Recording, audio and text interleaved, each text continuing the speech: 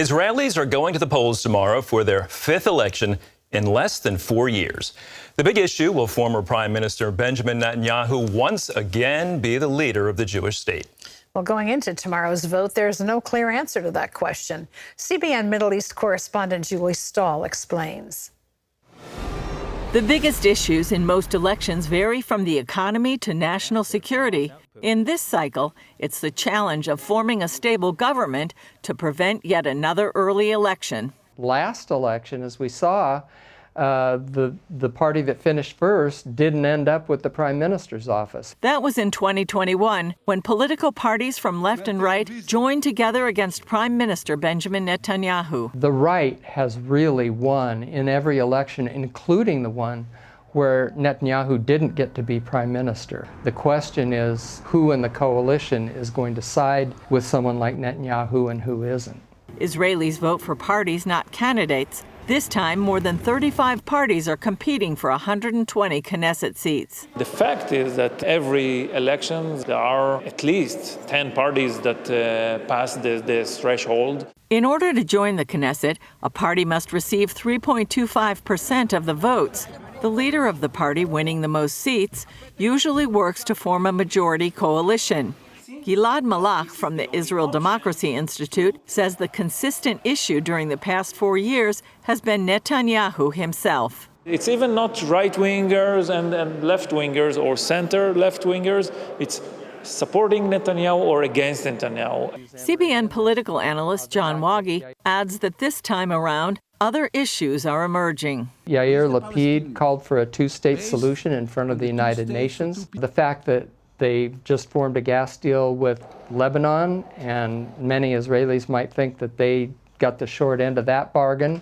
The violence that we've seen crop up in Judea and Samaria, the West Bank. According to voting patterns, Israelis mostly vote conservative. So why the constant division? One group is banning the other group. Both groups are banning the other group, so there are not a lot of options to build a government. The final polls are mixed. They show Netanyahu having enough to form a coalition government in 2 of the polls, and in the other 2, he falls just short.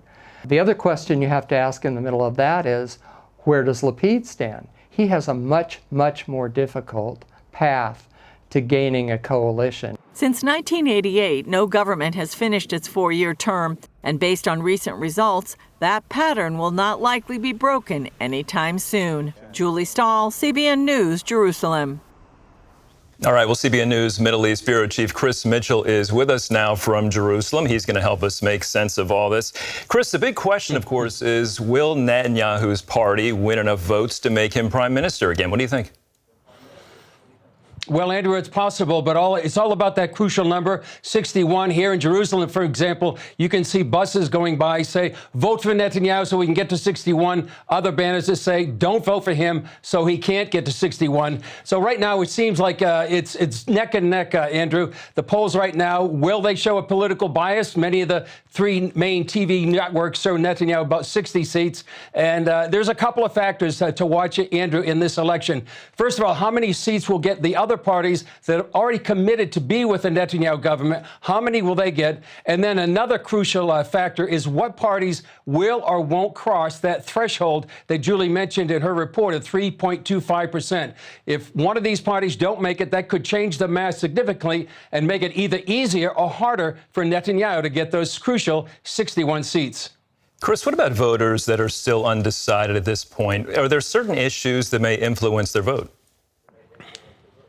One of the main issues, Andrew, I think, is who do you want leading the country? Again, you can see billboards that saying, you don't want Netanyahu with some of the extreme so-called extremists in their party, or do you want, Yair Lapid and some of the Arab parties? So these are the political banners, and one of the main things that are competing right now for the allegiance of Israeli voters. Do you want a strong nationalist government, or some say, do you want a more secular government, which would be sort of like an extension of Europe on the east eastern Mediterranean. A big issue in the last couple of days, Andrew, is security. There's been several terror attacks in the last 48 hours, and that could boost some of the parties that have taken a strong security stand. And also the recent maritime agreement with Lebanon, that could be an issue. But we'll see what happens. And many times it's going to determine who's going to go out and vote. That's a cliche many times here in any election. But whether or not some of these different segments of Israeli communities, like the Arabs, people in Judea and Samaria, and the religious parties, whether or not they go out to vote will make a crucial outcome in this election. Well, Chris, we're talking about this upcoming election, but could Israel actually need another election within the next several months or so as well? Well, that's possible because it's so close with the 61 seats. If Netanyahu or any party doesn't get the 61 seats that they can put a coalition together, then it could be likely there would be political gridlock. And what would happen is Israelis will go to their 6th election in 4 years. So that is possible. Chris, what about for viewers of this program and around this country who want to pray for Israel, not just for the election, but how can Christians around the world specifically pray for Israel's leadership during this time?